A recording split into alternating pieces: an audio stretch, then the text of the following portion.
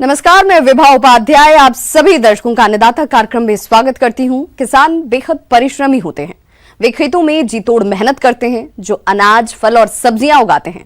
हमारे देश की अर्थव्यवस्था का लगभग समूचा भार इन्हीं के कंधों पर है।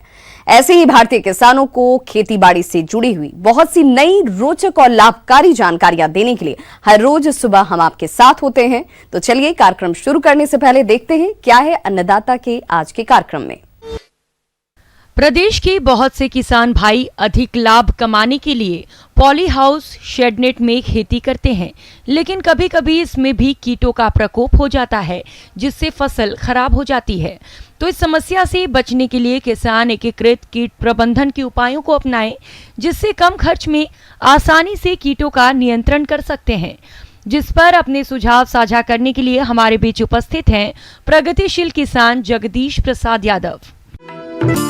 एकीकृत कीट नियंत्रण के उपाय।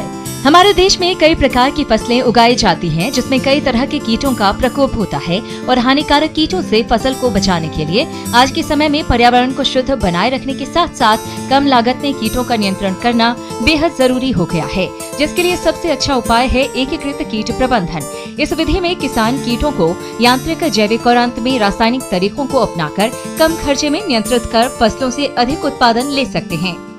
तो उसमें 2-3 विधियां होती हैं पेस्ट को मैनेजमेंट करने के लिए। एक तो होती है उसमें जैविक कीटनाशकों से उनका समापन करना। दूसरा होता है रासायनिक कीटनाशकों से उसका करना, और तीसरा होता है यांत्रिक नियंत्रण। एकीकृत कीट नियंत्रण के उपाय में सबसे पहले बात करते हैं यांत्रिक विधि से कीट नियंत्रण की। इस विधि में कीटों के नियंत्रण के लिए खेत में प्रकाश प्रपंच, फेरोमोन ट्रैप, शस्य कार्य, निराई गुड़ाई, गर्मी में खेत की गहरी जुताई करके, बुआई के समय में परिवर्तन करके पलवार बिछाकर कीटों का नियंत्रण किया जाता है। पॉली हाउस में मैंने विशेष रूप से ये इसका उपयोग किया है। जैविक खेती के मायने के अंदर उसमें विशेष रूप से उसका वो महत्व ज़्यादा बढ़ जाता है। तो उसमें मैंने ये पॉली हाउस में जगह जगह पाइपों पर इसका वो पीले कलर से उसको रंग दिया है, और पीले कलर से रंगने के बाद में उस पर जो चिपचिपा पदार्थ आता है जो मक्खी मच्छर को चिपकाने के लिए, तो उनको मैंने लगा दिया है। उससे पीले रंग की तरफ इंसेक्ट वगैरह आकर्षित होते हैं और आके उस गोंद के चिपक जाते हैं। उससे करीब 50 से 60% तक उनका नियंत्रण हो जाता है। और रहे जो 30 से 40% जो इंसेक्ट वगैरह होते हैं, उनको जैविक कीटनाशकों से समाप्त करने की कोशिश करते हैं।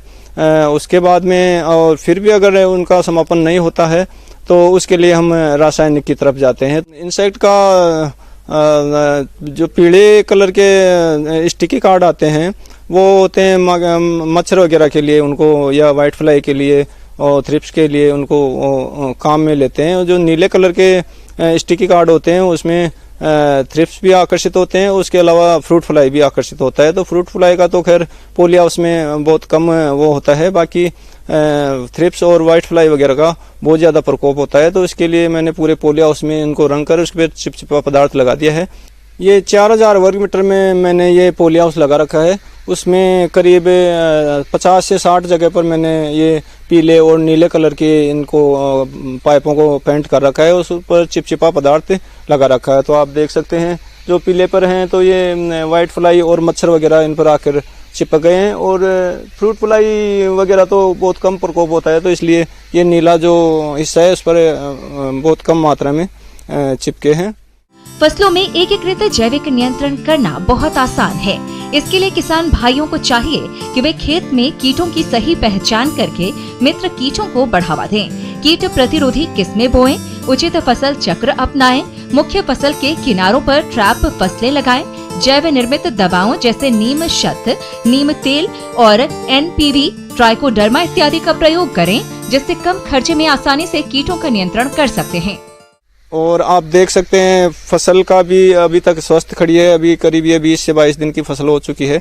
अभी तक किसी तरह का इसमें इंसेक्ट या पेस्ट वगैरह का कोई शिकायत नहीं आई है, और अभी तक पूरी फसल स्वस्थ है, और उम्मीद करता हूँ आगे भी स्वस्थ रहेगी। और जो ये पीले और नीले स्टिकी कार्ड जो लगा रखे हैं वो नीचे और ऊपर दोनों जगह हैं। नीचे जब छोटी फसल होती है तो नीचे वाले उस पर मक्खी मच्छर होते हैं तो नीचे जाके चिपक जाते हैं। जैसे जैसे फसल ऊंची आएगी तो ऊपर वाले जो स्टिकी कार्ड हैं या जो चिपचिपा पदार्थ है उन पर ऊपर वालों पर आके चिपकने शुरू हो जाएंगे, क्योंकि जो भी इंसेक्ट या पेस्ट वगैरह जो होते हैं वो ऊपर की कच्ची जो कोंपल होती है उसके आसपास ही रहते हैं और उसी के आसपास जो मैंने ये जो लगाती हैं तो उनमें उनका अच्छा खासा नियंत्रण हो जाएगा। और अभी तक फसल किसी तरह का कोई रोग वगैरह नहीं है, और अगर फिर भी कोई इंसेक्ट वगैरह अगर कोई होगा तो फिर उसमें रासायनिक पर जाएंगे उसके आखिर में। रासायनिक विधियाँ। एकीकृत कीट प्रबंधन में इस विधि का मुख्य उद्देश्य नाश कीटक का रसायनों के द्वारा उन्मूलन नहीं है, बल्कि रसायनों को एक विशेष परिस्थिति में ही उपयोग में लाया जाना है, जिससे कीट फसल में आर्थिक क्षति स्तर से नीचे बने रहें और आपकी फसल कीटों के नुकसान से बच जाए और अच्छी पैदावार मिले। एकीकृत कीट नियंत्रण के फायदे। प्राकृतिक संतुलन नहीं बिगड़ता, खेती में लागत कम हो जाती है, पैदावार अधिक मिलती है, उपज की गुणवत्ता अच्छी होती है, उत्पाद का बाजार में भाव अच्छा मिलता है। किसान भाइयों, अभी तक आपने खेती से जुड़ी हुई बहुत सारी उपयोगी जानकारियां देखी। अब लेते हैं एक छोटा सा ब्रेक, जल्द लौटेंगे और कार्यक्रम में आगे भी है खेती बाड़ी से जुड़ी हुई बेहद महत्वपूर्ण जानकारियां, तो बने रहिए हमारे साथ। ब्रेक के बाद आप सभी दर्शकों का अन्नदाता में एक बार फिर से स्वागत है। चलिए रुक करते हैं अपनी अगली कड़ी की ओर। फलों की बागवानी किसानों के लिए सदा से एक अच्छी आय प्राप्त करने का जरिया रहा है। इसी बात को ध्यान में रखते हुए प्रदेश के जो किसान भाई नए फलदार बाग लगाना चाहते हैं, उनके लिए ये जरूरी है कि नया बाग लगाने के लिए कुछ विशेष बातों का ध्यान रखें। तो किसान भाइयों, आप नया बाग लगाते किस समय किन किन बातों का ध्यान रखें ताकि आपको आगे चलकर बाग से अच्छा उत्पादन मिल सके, इस बारे में जानकारी के लिए देखिए ये खास रिपोर्ट। नए बागों की स्थापना। फलों की सफल व्यावसायिक बागवानी के लिए बाग लगाने से पहले कागज पर वृहद योजना सावधानी पूर्वक बनानी चाहिए, ताकि बाद में पछताना न पड़े। बाग लगाने की योजना बनाते समय आगे बताए जा रहे मौलिक सिद्धांतों पर अमल करना बहुत जरूरी है। किसान भाइयों, नए बाग की स्थापना के लिए सर्वप्रथम सबसे महत्वपूर्ण पहलू है सही स्थान एवं उपयुक्त मृदा का चुनाव। व्यावसायिक दृष्टि से बाग लगाने के लिए ऐसे स्थान का चुनाव करें जो शहर के नजदीक हो एवं यातायात की पर्याप्त सुविधा हो। जहां तक उचित मृदा की बात आती है तो बाग लगाने से पहले मिट्टी परीक्षण अवश्य करा लें। मिट्टी रिपोर्ट के आधार पर फल वृक्ष का चुनाव करें या फिर आवश्यकता अनुसार मिट्टी को उपचारित करें तथा जल निकास की उचित व्यवस्था होनी चाहिए, जिससे वर्षा के दिनों में बरसात का पानी फल वृक्ष के तने के संपर्क में न आवे। नए बाग की स्थापना के लिए दूसरा जो प्रमुख पहलू आता है, फल एवं उनकी उन्नत किस्मों के चुनाव। व्यवसायिक दृष्टिकोण से उत्पादकों को चाहिए उनकी फल वृक्ष का चुनाव करें जिनकी बाजार में अच्छी मांग हो। आइए अब बात करते हैं कुछ महत्वपूर्ण फल एवं उनकी उन्नत किस्मों की।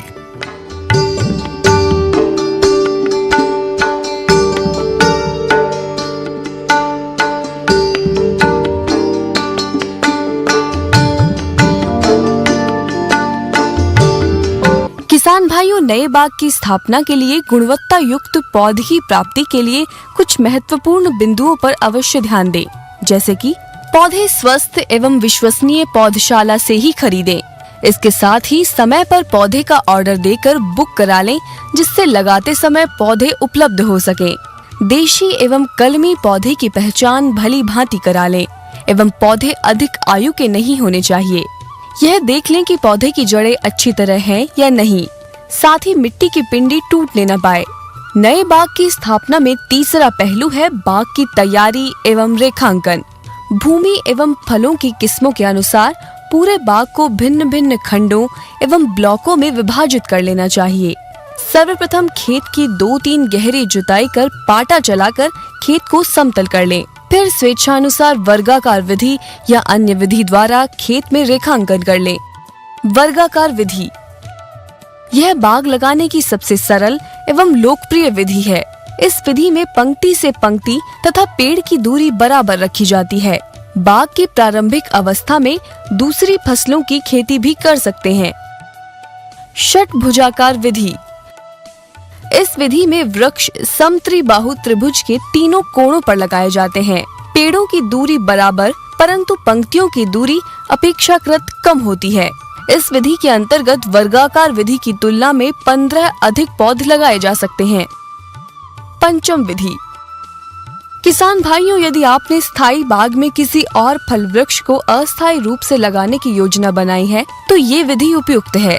इस विधि के अंतर्गत वर्गाकार विधि के वर्ग के केंद्र में यदि एक पेड़ को और लगा दिया जाए तो इसे पंचम विधि कहते हैं। नए बाग की स्थापना में चौथा प्रमुख पहलू है फल वृक्षों के लिए गड्ढों का आकार एवं फल वृक्षों की दूरी। किसान भाइयों, फल वृक्षों के अनुसार गड्ढों का आकार एवं पौधों की दूरी का निर्धारण किया जाता है। आइए एक नजर डालते हैं कुछ महत्वपूर्ण फल वृक्षों के लिए गड्ढों का आकार एवं पौध से पौध की दूरी पर।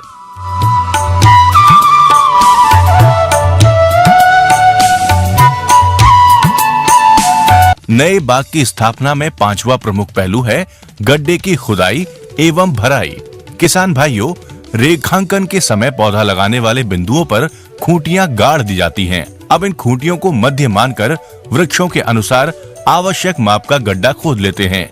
खुदाई के समय ऊपर की गहरे रंग की मिट्टी को एक तरफ और नीचे की मिट्टी को दूसरी तरफ रखना चाहिए। किसान भाइयों, बाग लगने के 1-1.5 महीने पहले गड्ढे की खुदाई कर खुला छोड़ देना चाहिए, जिससे कीड़े एवं उनके अंडे सूर्य की तेज गर्मी व हवा से खत्म हो जाएं।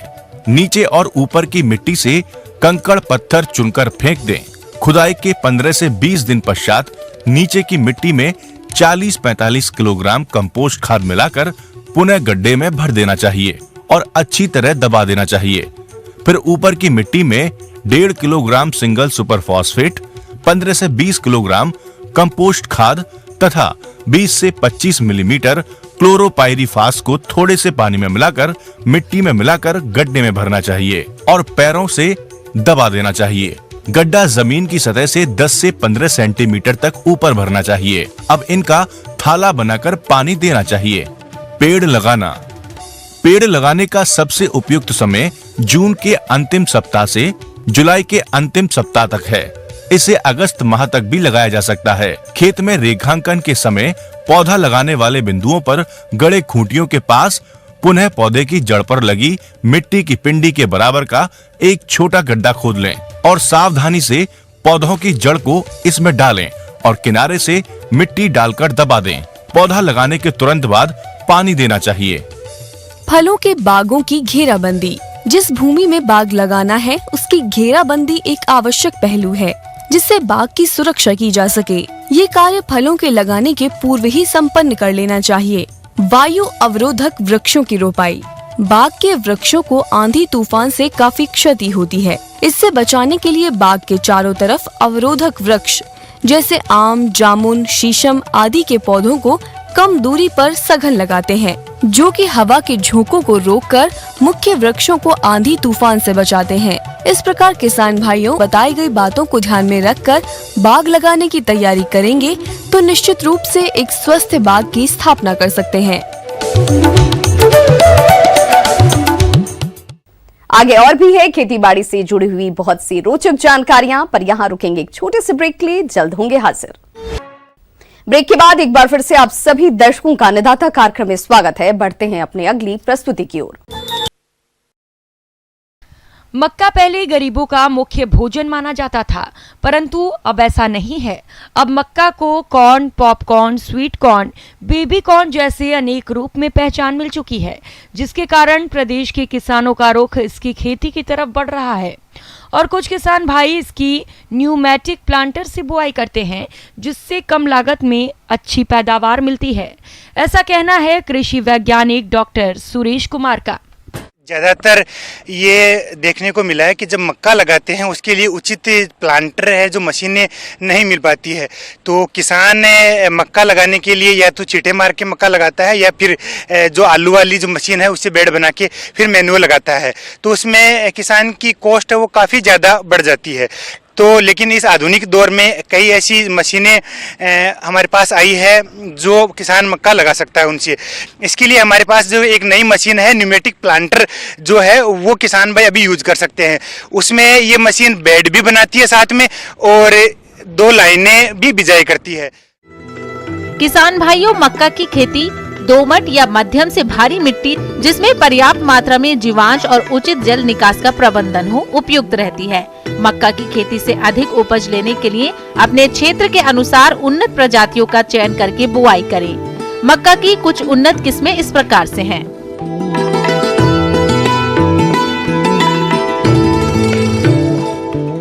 जो बिजाई करने के लिए किसान भाई है वो इसमें लगभग 8 किलो बीज है वो प्रति एकड़ के लिए इस्तेमाल कर सकते हैं। फसल को कीट रोगों से बचाने के लिए बीज उपचार बहुत जरूरी है।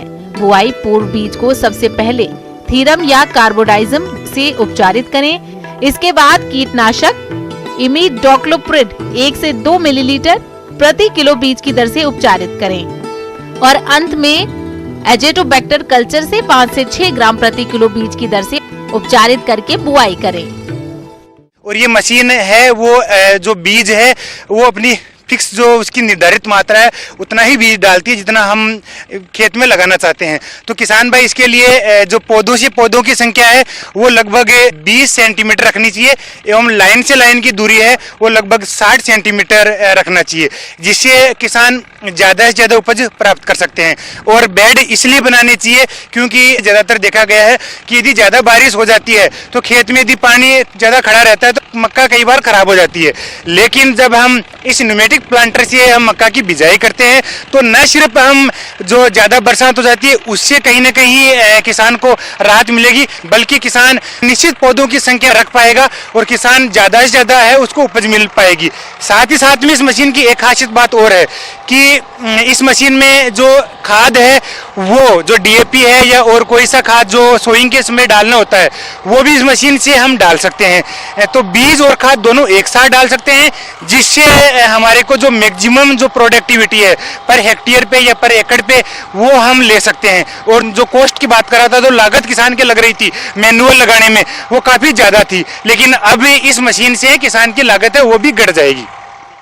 किसान भाई क्योंकि मक्का एक ऐसी फसल है जिसको पानी सिर्फ मॉइस्चर थोड़ा सा पानी चाहिए, उनको नमी चाहिए उसको, इसके लिए किसान भाई अभी ड्रिप है उसका इस्तेमाल कर सकते हैं। ड्रिप से फ़ायदा ये होगा कि हमने जो शुरुआती जो खाद है वो तो हमने इस मशीन की सहायता से डाल दिया, लेकिन बाद में जो खाद डालने होते हैं वो 20 से 25 दिन बाद में जो ड्रिप की सहायता से किसान भाई है वो यूरिया अप्लाई कर सकते हैं। उसके बाद में जो दूसरा यूरिया है किसान भाई 50 से 55 दिन बाद में ड्रिप की सहायता से पानी में घोल के भी यूरिया दे सकते हैं।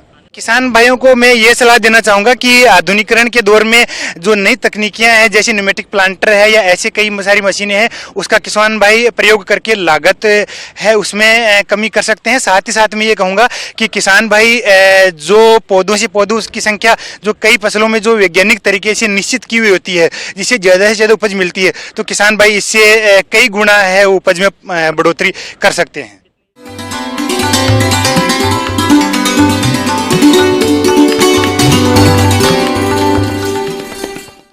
अन्नदाता हेल्पलाइन निशुल्क फोन संपर्क सेवा के माध्यम से आपके द्वारा पूछे गए प्रश्नों में से 1 या 2 महत्वपूर्ण प्रश्न को हम अपने कार्यक्रम में शामिल करते हैं और इसी के तहत आज का चयनित प्रश्न और उसका जवाब इस प्रकार है।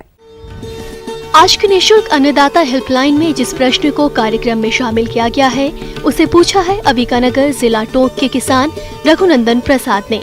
आप लेमन ग्रास की खेती पर जानकारी चाहते हैं तो रघुनंदन प्रसाद जी इस बारे में जानकारी के लिए देखिए कार्यक्रम की ये प्रस्तुति।